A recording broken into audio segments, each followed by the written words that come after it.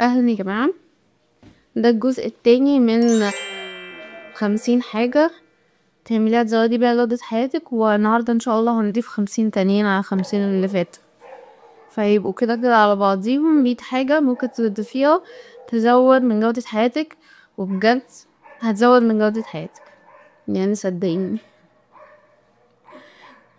وطبعا مش هتضيفين كلهم مرة واحدة، منطقي. هنبدأ النهاردة من الرقم 51. اقعدي في الفراغ مع نفسك شوية. آه دي حاجة مهمة جدا، وخصوصا في المجتمع الحالي، لان احنا متعودين دايما على التحفيز المستمر. فان انتي تقعدي مع نفسك في الفراغ اصلا لو قدرتي في البداية، يعني انتي المفروض اصلا يعني تمنى تقدري، ولو مقدرتيش حاولي. وما تحاوليش تقعدي مع نفسك اللي هو لازم، مش لازم حاجة، مش لازم اقعد مع نفسي وامسك التليفون، اقعد مع نفسي واسمع اغاني، اقعد مع نفسي واشرب حاجة. لا، اقعدي مع نفسك ونفسك وبس، وشوف هيطلع ايه، وربنا يستر.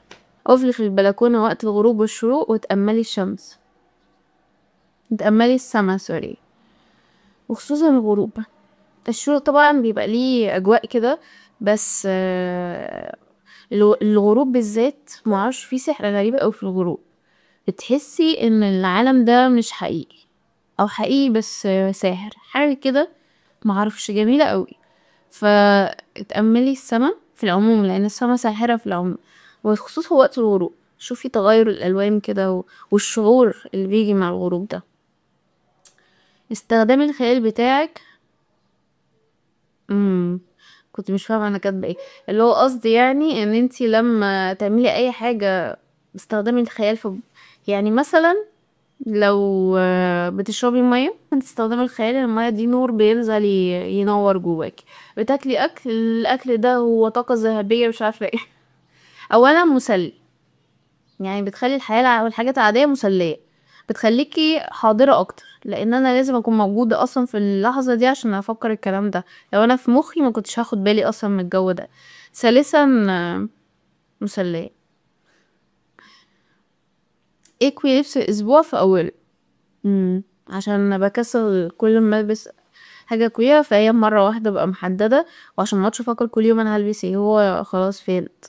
دي في اكسسوارات للبسك.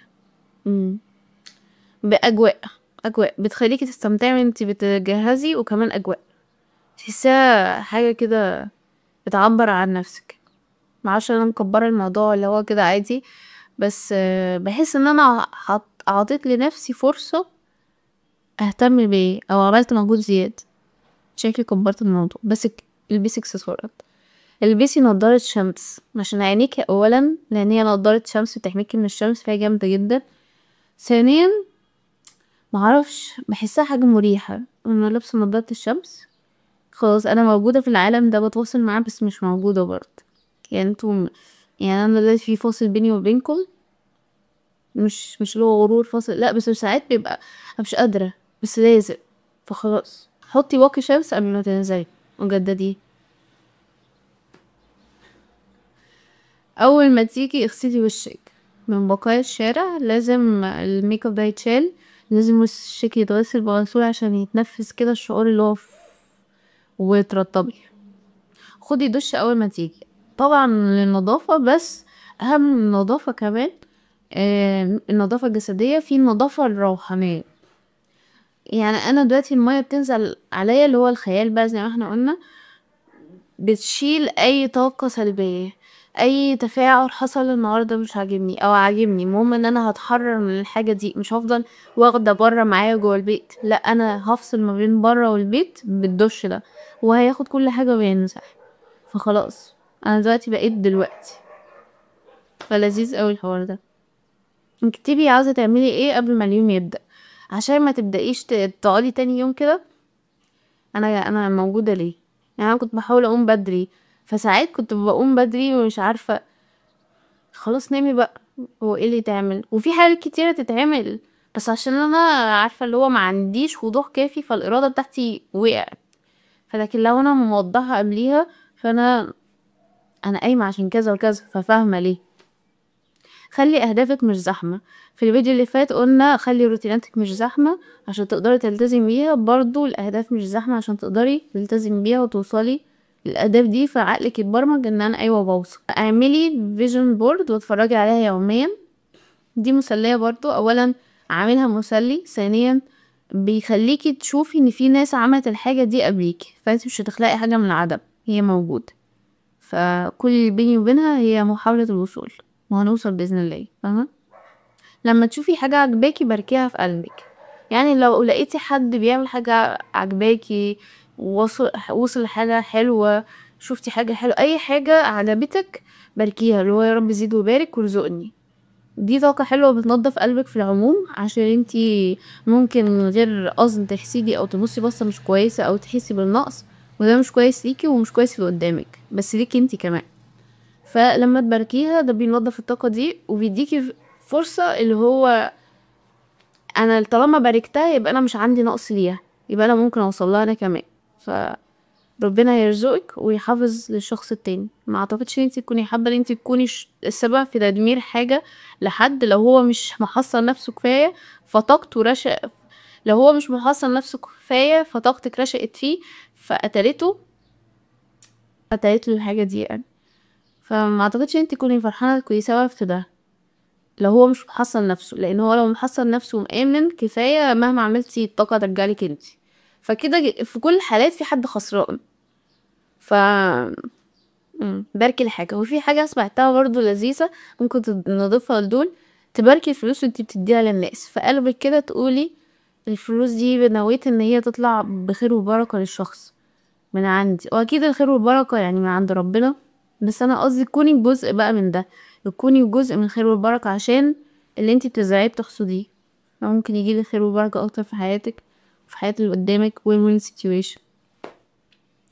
حركي جسمك حتى لو بسيط. احنا قلنا في الفيديو اللي قبل ده التمدد ممكن يكون حركة زي دي، او تمشي، قلناها برضه في الفيديو اللي قبل ده.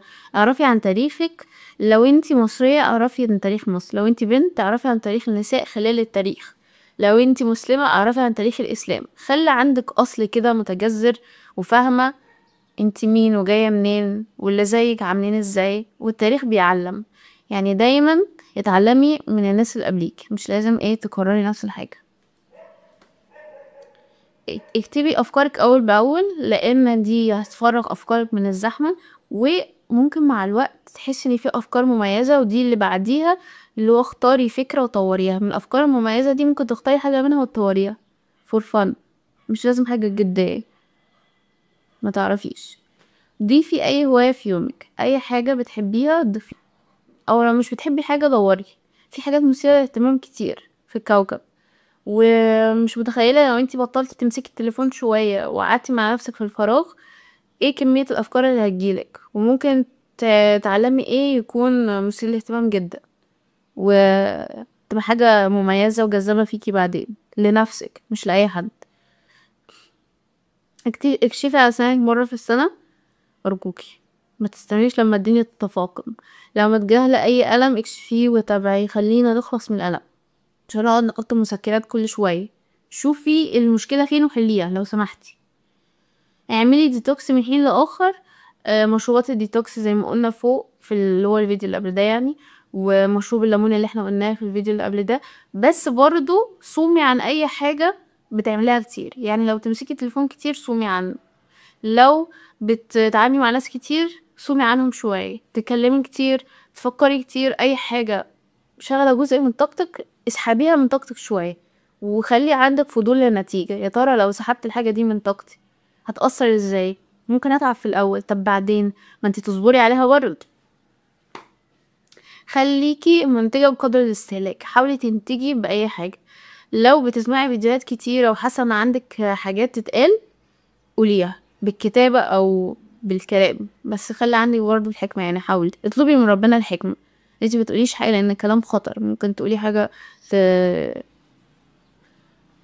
لو بتحبي الاكل اعملي اكل، او مش لازم اكل، يعني لو انتي بتاكلي كتير ده استهلاك اهو، انتجي بقى في حتة تانية، بس حاولي توازني الاتنين.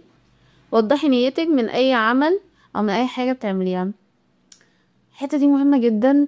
عشان العمل بالنيات، فانت هتوصلي للنية بتاعتك، فتشوفي يمكن نيتك دي مش مظبوطة محتاجة تتظبط. ممكن عشان لما تطلعي في الطريق قدام تعرفي انت كنت بتعملي ده ليه من الاول، عشان ما تنسيش البوصلة الاساسية، انا بدأت ده ليه؟ عشان ما تزهقيش في الطريق. ويا ستي لو ما زهقتيش ووصلتي اللي انت عاوزاه، هل بيحقق نيتي اللي كانت في البداية ولا لا؟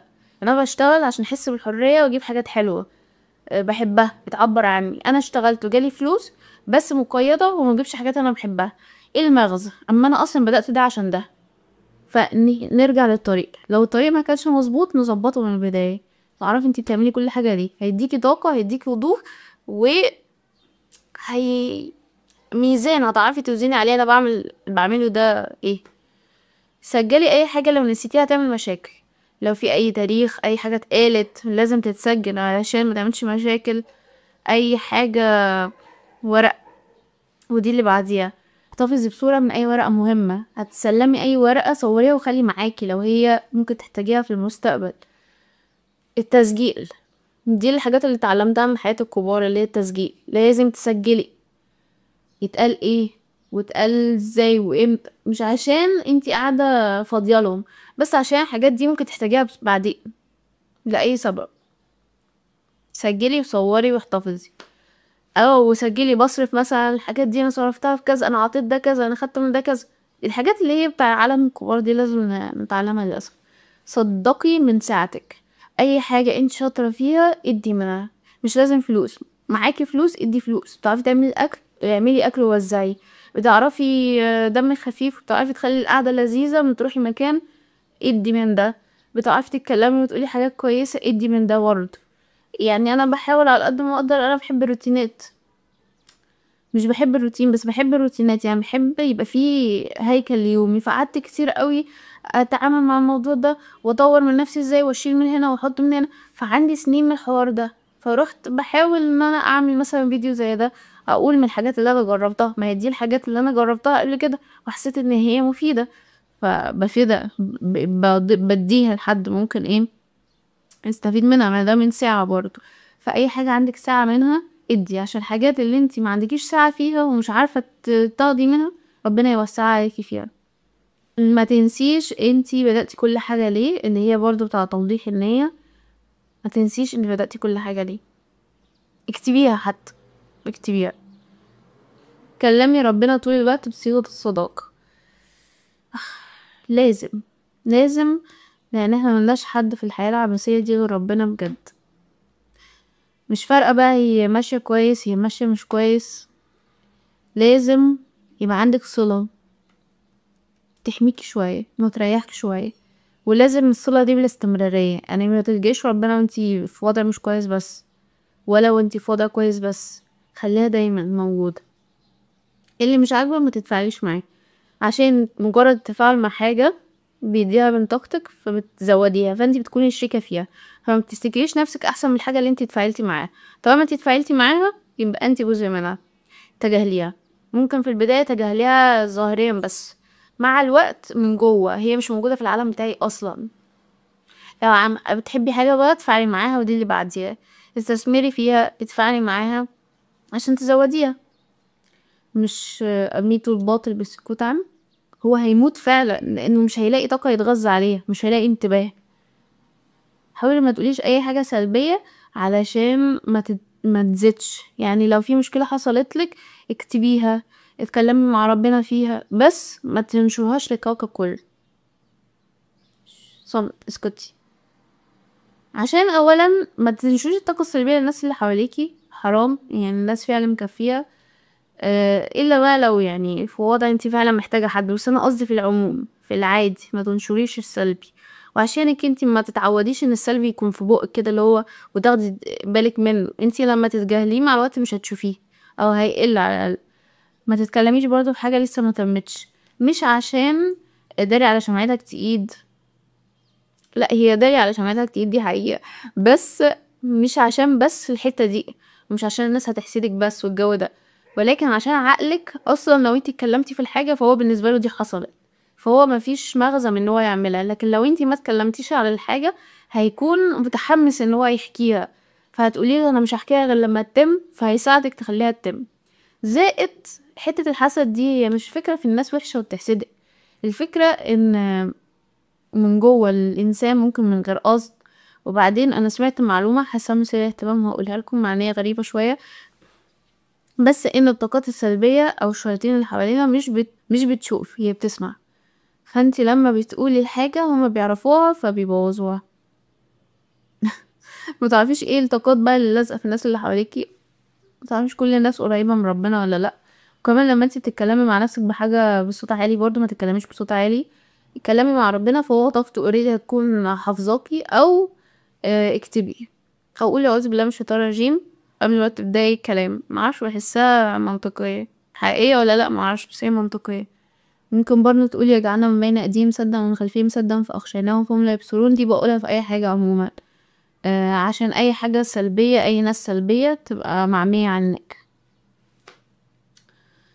بعدين كلي المكسرات بكميات معقولة، لأن المكسرات فيها سعرات عالية ولكن فيها دهون صحية وفيتامينات احنا محتاجينها، خصوصا البنات يعني محتاجين الحاجات دي عشان تغذي نفسك. الدهون مفيدة، وحاولي قللي الزيت.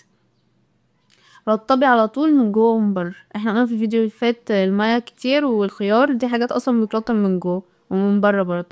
النظافة في حاجاتك وفي بيتك وفي نفسك، خلي كل حاجة بتاعتك بتعبر عنك. شوفي انتي عاوزة حاجاتك تعبر عنك ازاي. ماشي. فكري قبل ما تتفعلي، مش اي حاجة تاخد رد فعل منك، مش اي حاجة. الحتة دي لازم تتدربي عليها جامد، مش اي حاجة تاخد رد فعل منك، مش اي موقف يستاهل تتفاعلي معاه، مش اي شخص يستاهل تديه من طاقتك. في ناس اصلا كل هدفها ان هي تستفزك، لان هي بتعيش على الطاقة بتاعتك وانتباهك، فهي مش مهم عندها رأيك فيها ايه، هي مهمة تاخد من طاقتك. هي بتحب طاقتك بشكل غير واعي. وانتباهك وطاقتك دول مفيدين بالنسبة لها، من خلالها بقى بتاخد فلوس، بتاخد شهرة، بتاخد اي حاجة. فانتي مش اي حد ومش اي حاجة تتفاعلي معاه. ارجوكي خدي لحظة وفكري. اللي فاضل دقيقتين فاقول بسرعة. اكدي على كل حاجة قبل ما وبعد الاستخدام، بوتاجاز، عربية، بيت، اي حاجة. هوي البيت دايما وشمسيه، هوي نفسك وبيتك وحاجاتك وشمسيها. مخدة ستان وضفيرة قبل النوم عشان الشعر ما يموتش. ارفعي رجلك 10 دقايق على الحيطة عشان ده قلتها في الفيديو الاولاني. اعملي EFT، اعتقد EFT اللي هو التابينج ده، ابحثي عنه لانه مفيد ومريح، وشوفي فايدته ايه عشان الوقت.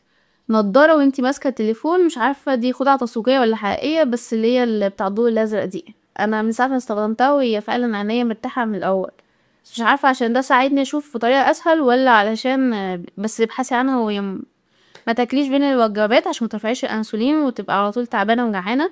نامي على ظهرك، دندني، ده بيهدي الاعصاب وبيعمل متعة كده. شغلي اصوات الطبيعة، قرآن، اي حاجة حواليكي تعمل كده.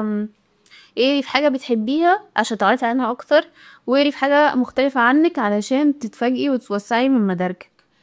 اعرفي عن الفلوس، اعرفي العالم ده بيمشي ازاي، السيستمات دي بتمشي ازاي، الناس بتعمل كله ده عشان الفلوس ليه، اكيد في سبب. ففهمي عن الفلوس بيوسع من مداركك. اخر حاجة سهليها، ما تعقديهاش، ابدأي بالمتاح، ابدأي باللي تقدري عليه، واحدة واحدة توصلي. تصعيب الامور ومحاولة الهروب من الامور، فسهليها تسهلك. بس كده خلصت ال100 حاجة بتاعتي، في 50 في الفيديو ده، في 50 في الفيديو اللي فات. اتمنى ان انتوا تكونوا استفدتوا. ابعتوها لاي حد يستفيد وقولوا لي رايكم، والى اللقاء عشان الكاميرا هتفصل خلاص. سلام.